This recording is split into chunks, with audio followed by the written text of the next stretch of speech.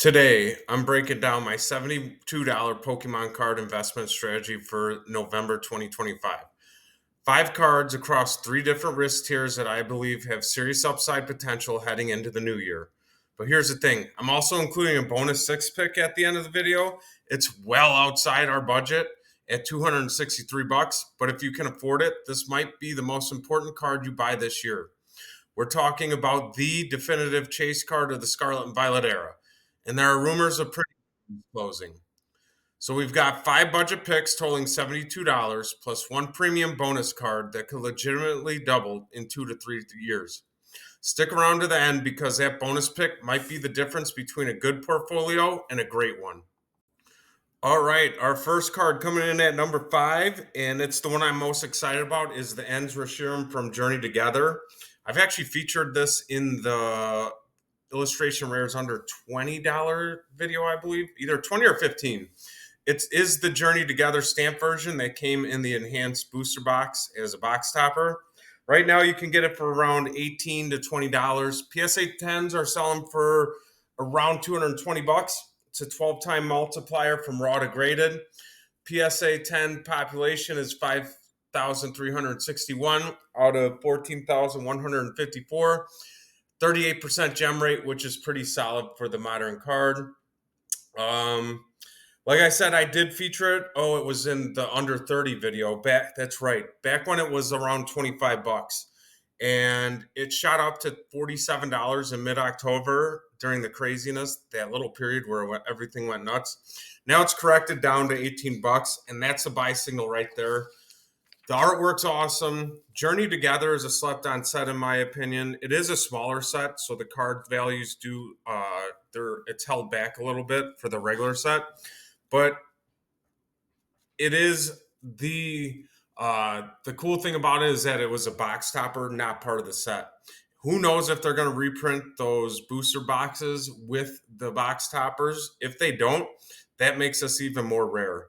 Even if you're not planning to grade it, it's perfect for a binder card at 18 bucks.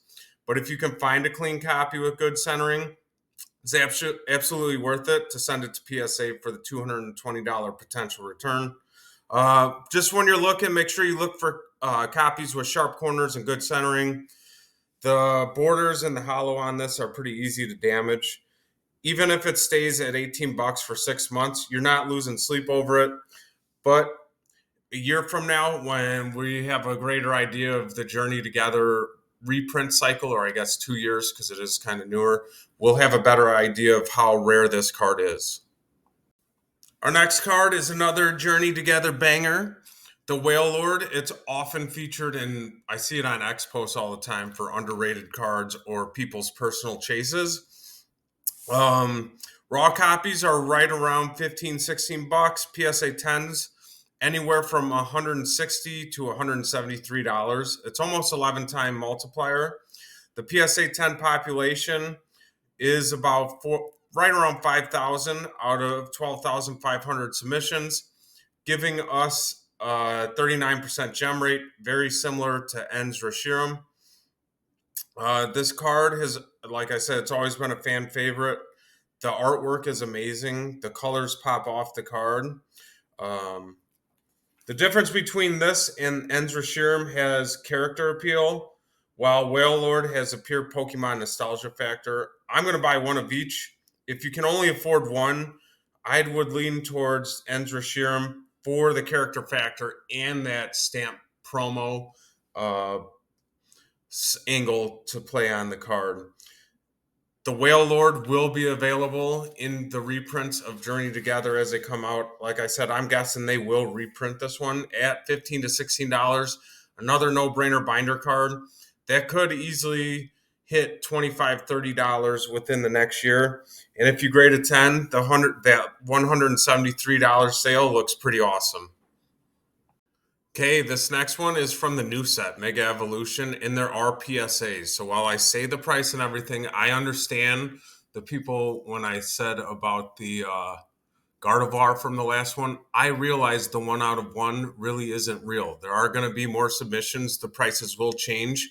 This is a strike while the iron is hot play, if you ask me. If you have a Steelix right now and it's clean, centering's awesome, no scratches, the back is clean, there's no white dots on the back, it may be worth it to rush grade, pay the extra premium for it, because they're selling for $296 and $320, and there was a buy now for over $300. It is 16 out of 24, so 75% of the submissions or I'm sorry, 66% of the submissions are coming back Gem Mint 10 right now, and the prices are really high. So it is an absolute like speed play. Strike while the market's hot. I'm sure that the prices will drop, but it is something that you're going to want to monitor the eBay sales closely. Just make sure, like I said, TCG player is good for having an eye on the market price. If I buy, I do want to see my card before I buy it. Not everyone on TCG player shows pictures. eBay, you get to see the pictures. Only buy it if you find a clean copy. Magnifying glass, ruler to check. There are apps. There's a centering app, but I struggle with it because I have shaky hands. But if you're able to do that, do that. But it's only really if you can find one you think you can grade Gem Mint 10. Card number 2 is Ceruledge from Surging Sparks late 2024 release. I was actually lucky enough. I pulled this out of a booster bundle last winter. This card's amazing. The artwork on it is so awesome. The colors are cool, and it's a sinister look from Ceruledge. It is coming in at it's like 1987, so $20. Your PSA 10s, you're getting $155, about an 8-time multiplier. It is a 36% gem rate. We have 5,215 out of 14,615. So that showed you how popular the card is. When it first came out, it was one of the highest priced cards, and it was around $45, $50 between November and January. And then it dropped, and it's been stable at $20 ever since February. So that's 9 months of stability. Like I said, the artwork is amazing on this one. That stability and the amount of submissions lets you know that this is a very popular card and people want this card in PSA 10. In the long run, that's only going to cause the value to go up as long as we stay in that 35-38% gem rate. It is one of the safer plays on the list because of the historical data. We're not guessing. We're following a proven pattern. The worst case, it stays at $20. You own an awesome illustration rare of a really popular Pokemon. Best case, it runs back to that 40 plus and you double your money in a couple months. With over 5,000 PSA 10s in existence, it is not a scarcity play.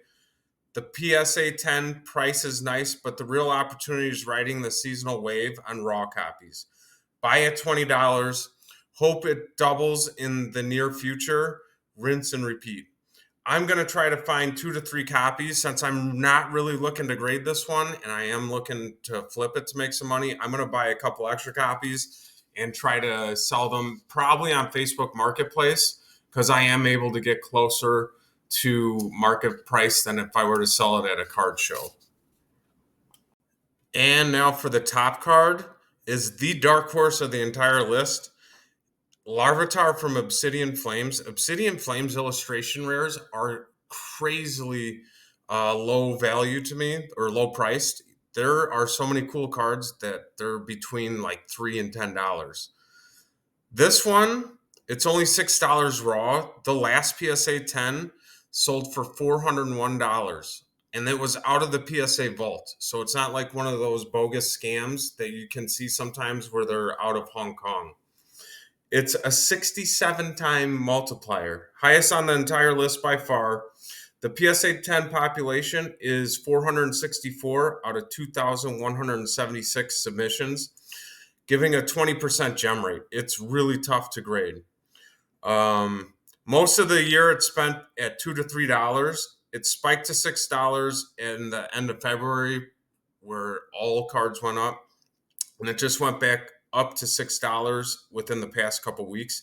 I kind of think it's from that PSA 10, the 401, because it spiked almost right after that $401 sale. The 21% gem rate tells you everything. It's hard to grade. Only 463 exist, so it is somewhat of a scarcity play. The multiplier of 67 times is amazing.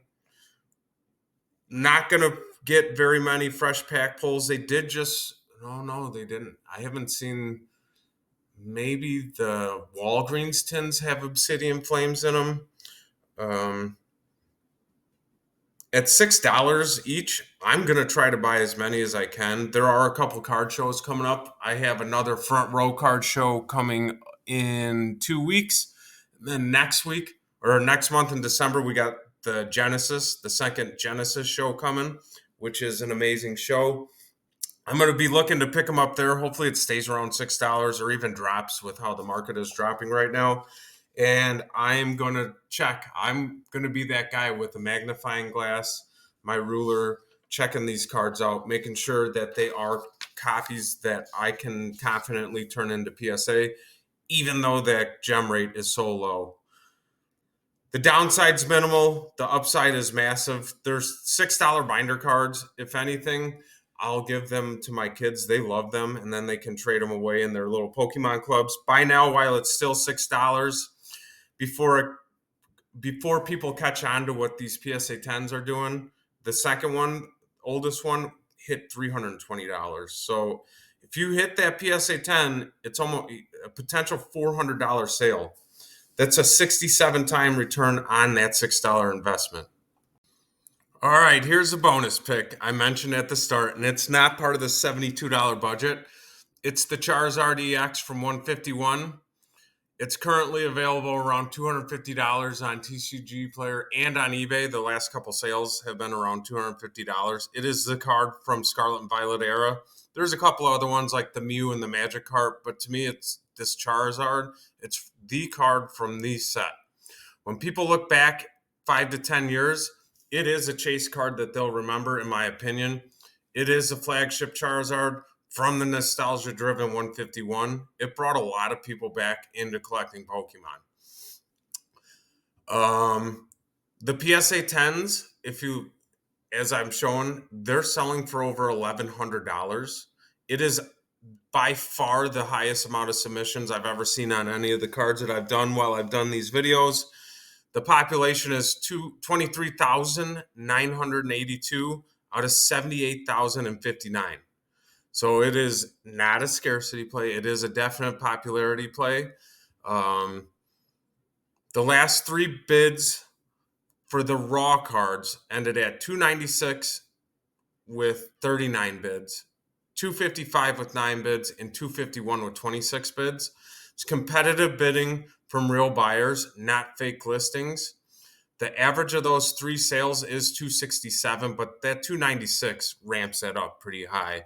So the TCG player listings at $250, I think there was one for $248, is pretty tempting. However, you can't see pictures of the cards. That's why I'd be hesitant. Although if you're just getting it and you just want it near mint and you are looking to double your money in near mint, there's nothing wrong with going on TCG player. But you can, like I said, I like eBay because I can check those photos to verify the centering, the edges, corners, surface before you commit that much money. And just so you're aware, there is a seller from China on eBay who's been flooding the market with counterfeits of these, affecting the overall price perception and creating confusion about what the card should actually cost. So when you see a listing that is significantly cheaper than everything else, be suspicious. And they say from either from China or Hong Kong. And there is one on here where it shows $200 and it is from China. With the eBay auctions, make sure that you see it's I would say verified, or just from US, honestly. I would not buy it if it said it's from China. I think the card could double in price in 2 to 3 years. We're talking 500 plus raw in that time frame. So that's why I was saying, if you just want a near mint copy, you're not worrying about getting it graded, it's well worth it. It checks every single box. It's Charizard. It's from a nostalgia set. It's a special illustration rare with incredible artwork. It has strong liquidity. You can always sell the card. Everyone wants this card. PSA 10s are commanding $1,100 plus, showing that the collector demand is serious. The card did hit a high of $290, so you can get it for almost $40 under the high off the peak value. That price point does represent a mature established value with room to grow, especially if printing has stopped. I have seen some posts where it says that 151 is done. I don't know how people see this, but I don't doubt them either.